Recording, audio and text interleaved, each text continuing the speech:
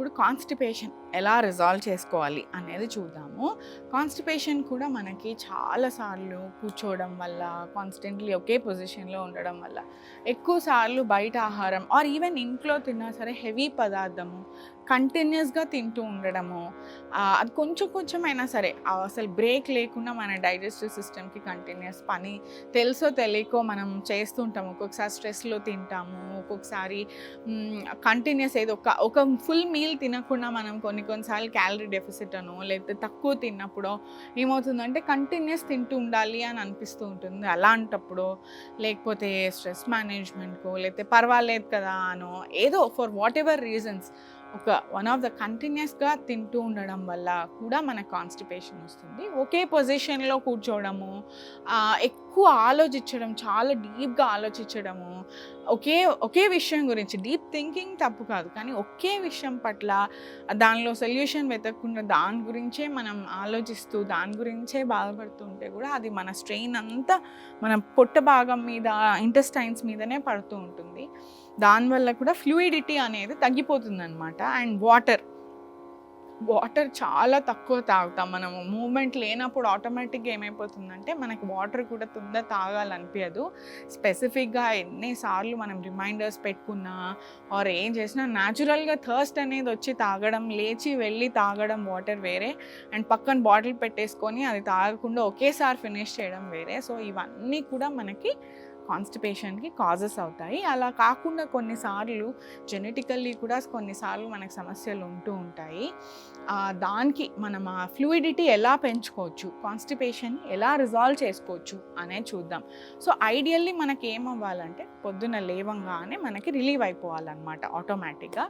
కానీ అలా కాకుండా మనం దానికోసం టీయో కాఫీయో తాగి కొంచెంసేపు వెయిట్ చేసి ఇలా చేస్తున్నాము అంటే, ఆర్ ఏదైనా మీల్ తింటే కానీ మనకి రిలీవ్ అవ్వట్లేదు అంటే ఖచ్చితంగా అది మీకు ఫర్దర్ డిసీజెస్కి అయితే లీడ్ చేస్తుంది. మొదలవడం కాన్స్టిపేషన్ అనే దాంతో మొదలైన అటెండ్ అవ్వకపోతే మాత్రం, అండ్ కాన్స్టెంట్ ఫ్యాటీ ఫుడ్స్ కంటిన్యూస్గా మనం ఓన్లీ బాగా ఆయిల్ అండ్ ఫ్యాట్ ఉన్న ఫుడ్స్ తింటే కూడా స్టక్ అయిపోతుంది ఫుడ్ ఇంటెస్టైన్స్లో. అలా కంటిన్యూస్ చేయడం వల్ల ఆటోమేటిక్గా ఏమవుతుందంటే డిపాజిట్ అయిపోయి క్లియరెన్స్ అనేది ఉండదన్నమాట. దానివల్ల కూడా అండ్ ర్యాండమ్ డైట్స్ సడన్గా ఒకటి తిని మళ్ళీ సడన్గా మానేసి మళ్ళీ సడన్గా వేరే డైట్లోకి వెళ్ళి చాలా అంటే ఒక యూనిఫార్మిటీ లేకుండా తిన్నా, ఒక్కొక్క రోజు పొద్దున్న తిని, ఒకరోజు సాయంత్రం, ఒకరోజు రాత్రి మనకి నచ్చినప్పుడు నచ్చిన ఫుడ్ తిన్నా సరే మనం ఖచ్చితంగా మనకు తెలుసు అది మన పొట్ట పైననే ఎఫెక్ట్ పడుతుంది, అండ్ అది కాన్స్టిపేషన్గా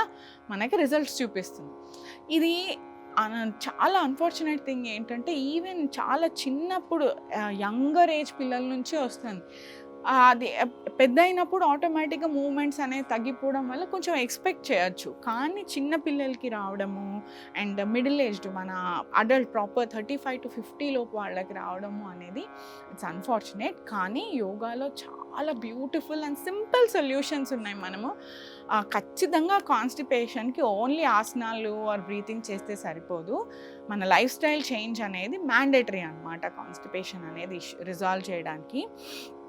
సో మన కాన్సిక్వెన్సెస్ ఏంటి ఉంటే ఏంటి, మేము టీ కాఫీ తాగితే ఏమైపోతుంది, తర్వాత రిలీవ్ అయిపోతుంది కదా, అటు టీని ఎంజాయ్ చేయొచ్చు, ఇటు కాన్స్టిపేషన్ని కూడా పోతుంది అని అనుకోవచ్చు. కాదండి, కాన్స్టిపేషన్ కాన్స్టెంట్లీ మనకి కనుక బాడీలో ఉంటే మనకి ఏమవుతుందంటే అది ఇన్సామ్నియా, ఇది సెవరల్ డిసీజెస్కి, ఎందుకంటే టాక్సిన్స్ ఉంటాయి కదా. ఏ రోజుకి ఆ రోజు మన స్టమక్ క్లియర్ అవ్వకపోతే, ఇంటెస్టైన్స్ క్లియర్ అవ్వకపోతే ఆ టాక్సిన్స్ అనేవి డిపాజిట్ అవ్వడం స్టార్ట్ అవుతాయి. ఇట్లా డ్రైనేజ్లో లాగా అన్నమాట. అది అంత లైక్ అంటే ఇట్స్ వెరీ, అది మనకి ఇంత సివియర్ కంపారిజన్ అనిపించవచ్చు, కానీ ఇట్ ఇస్ ట్రూ. మనకి ఏ రోజుది ఆ రోజు అలా క్లియర్ అవ్వకుండా మన పొట్ట క్లియర్ అయినట్టు న్యాచురల్గా అనిపించకపోతే ఆటోమేటిక్గా డ్రైనేజ్లో లాగా అన్ని డిపాజిట్స్ దగ్గరకు వచ్చి ఏమవుతుందంటే అది డిసీజెస్కి లీడ్ అవుతుందన్నమాట. ఎలా అయితే అంత జంక్ ఒకే దగ్గర వచ్చేసింది అనుకోండి, మురికి అంతా ఒకే దగ్గర ఉంటే ఇన్సెక్ట్స్ వస్తాయి అండ్ వాసన రావడం స్టార్ట్ అవుతుంది, అండ్ అదంతా ఆ ఏరియా అంతా కూడా దానిలో పొల్యూట్ అయిపోతుంది కదా. అటు చుట్టుపక్కల ఉన్న మంచి వాటర్ కూడా మనం తాగలేము ఇంకా. సో ఇలాంటివి చూస్తాం కదా మనము. అలానే మన స్టమక్ కూడా మన ఇంటెస్టైన్స్ కూడా మనం చాలా జాగ్రత్తగా మనం పెట్టుకొని దాన్ని ఏ రోజుకి ఆ రోజు క్లియర్ చేసేసుకొని న్యాచురల్గా క్లియర్ అయ్యే పద్ధతిలో, లేకపోతే మనం ఖచ్చితంగా దానికి కావాల్సిన మార్పులు లైఫ్ స్టైల్లో చేసుకోవాల్సిందే. ఇది మాత్రం 50% లైఫ్ స్టైల్ పైన డిపెండ్ అయి ఉంటుంది. మనం ఇందాక చెప్పుకున్నట్టు అలా ఒక టైమింగ్, ఫుడ్కి టైం అనేది ఉండాలన్నమాట. పొద్దున్న ఈ టైంకి ఒక రేంజ్, అంటే కరెక్ట్ షార్ప్ 9 అంటే 9కి అని కాదు.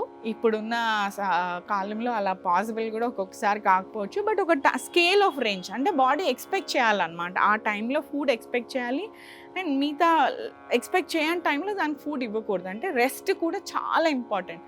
డైజెషన్కి ఒక మీల్కి ఇనఫ్ టైం ఇవ్వాలి. స్టమక్ ప్రాసెస్ చేసి ఎలిమినేట్ చేయడానికి కరెక్ట్ టైం అనేది చాలా చాలా చాలా ఇంపార్టెంట్ ఫ్యాక్టర్ అనమాట కాన్స్టిపేషన్ మనము రిలీవ్ చేసుకోవడానికి.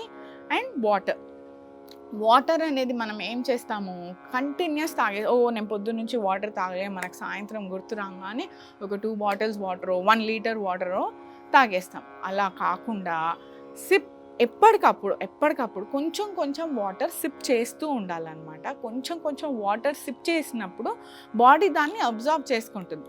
లేకపోతే ఆ వాటర్ అంతా ఓన్లీ కిడ్నీస్లోకి వెళ్ళి ఫిల్టరేషన్ అయిపోయి మళ్ళీ బయటకు వెళ్ళిపోతాయి. కానీ మనకు కావాల్సింది వాటర్ జస్ట్ యూరిన్ లాగా పాస్ అవ్వడానికి కాదు కదా, మన బాడీలో ఫ్లూయిడిటీ పెరగాలి, బ్లడ్ ఫ్లో అనేది మంచిగా ఉండాలి అంటే కూడా వాటర్ చాలా చాలా చాలా ఇంపార్టెంట్.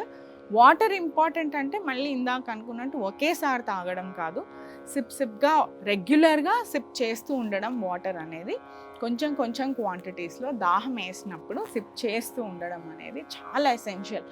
ఈ 2 లైఫ్ స్టైల్స్, ఒకే టైంకి ఫుడ్ ఇవ్వడము, వాటర్ సిప్ చేస్తూ తాగడం, ఈ 2 మనం కనుక ఇంప్లిమెంట్ చేసుకుంటూ మనం ఇప్పుడు చూడబోయే ఆసనాలు అండ్ ప్రాణాయామాలు చేసుకుంటే ఖచ్చితంగా మీకు డెఫినెట్గా మీకు వితిన్ అ వీక్ మీరు మంచి రిజల్ట్స్ చూడగలుగుతారు. అండ్ మన హ్యూమన్ బాడీ ఏంటంటే అది ఎంత ఇంటెలిజెంట్ అంటే దానికి ఒక రొటీన్ ఇస్తే ఆటోమేటిక్గా అది క్లాక్ స్కెడ్యూల్ చేసేసుకుంటుంది. దాన్ని బాడీ క్లాక్ అంటాం కదా.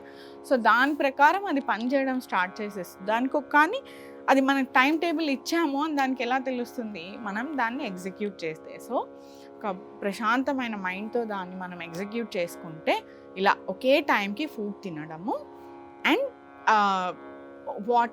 రెగ్యులర్గా వాటర్ సిప్ చేసి మన థర్స్ట్ని మనం గమనించుకుంటూ, మన దాహాన్ని మనం గమనించుకుంటూ వాటర్ సిప్ చేస్తూ ఉంటే మనకు ఆటోమేటిక్గా మంచి రిజల్ట్స్ కనిపిస్తాయి. ఒకే టైంకి ఫుడ్ కదా అని రెగ్యులర్ ఫ్యాటీ ఫుడ్ కాదండి. మనం ఫస్ట్ కూడా చెప్పుకున్నాం కదా, heavy foods, only fried foods and only heavy foods కాకుండా ఫైబరస్ ఫుడ్, అంటే ఇప్పుడు బీరకాయ, సొరకాయ ఇలాంటి వాటిల్లో చాలా వాటర్ ఉంటుంది కదా.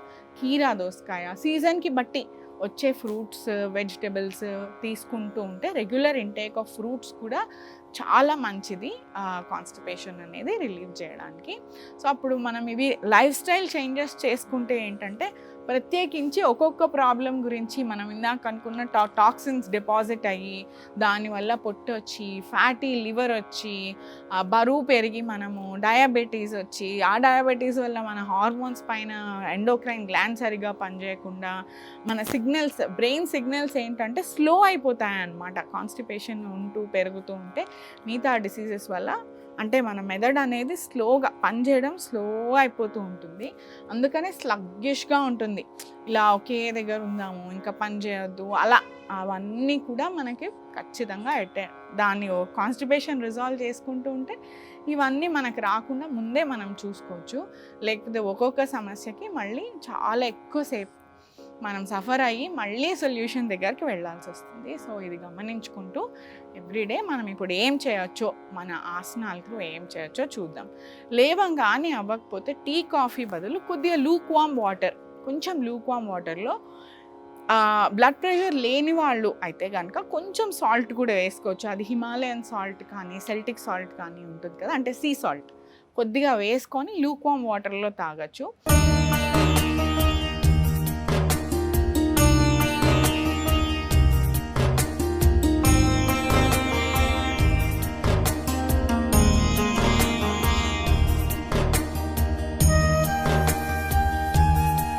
స్వతంత్ర భక్తి యూట్యూబ్ ఛానల్ ని సపోర్ట్ చేయండి. మీకు ఈ వీడియో నచ్చితే లైక్ చేయండి, మీ స్నేహితులకు శ్రేయోభిలాషులకు షేర్ చేయండి, మీ అభిప్రాయాలను కామెంట్ చేయండి. సబ్స్క్రైబ్ చేయడం మాత్రం మర్చిపోకండి. మరిన్ని వీడియోల కోసం బెల్ సింబల్ ని ప్రెస్ చేయండి. స్వతంత్ర భక్తి ఛానల్ ప్రేక్షకులకు ధన్యవాదాలు. స్వతంత్ర భక్తి YouTube channel. Please like, share and subscribe.